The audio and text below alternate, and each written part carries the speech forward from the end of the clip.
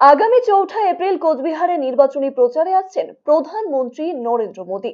নরেন্দ্র মোদী নির্বাচনী প্রচারে আসার চূড়ান্ত দিনক্ষণ ঘোষণা হতেই রবিবার সকাল 9:30 নাগাদ কোচবিহার রাসমেলা ময়দান পরিদর্শনে গেলেন বিজেপির পশ্চিমবঙ্গ রাজ্য পরিদর্শক মঙ্গল পাণ্ডে, কোচবিহারের বিজেপি জেলা সভাপতি তথা বিধায়ক সুকুমার রায়, বিধায়ক নিখিল রঞ্জন দে সহ অন্যান্য বিজেপি নেতৃত্বরা।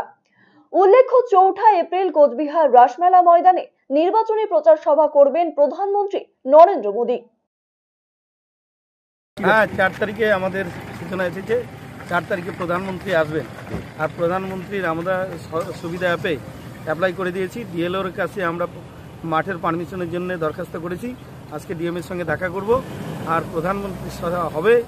আর সেটাই পরিদর্শন করতে আমাদের সংগঠন সাধারণ সম্পাদক এবং আমাদের যে বিহারের স্বাস্থ্যমন্ত্রী আর মঙ্গল পাণ্ডেজি, পশ্চিমবঙ্গের পর্যবেক্ষক, উনি আসছেন আর মাঠ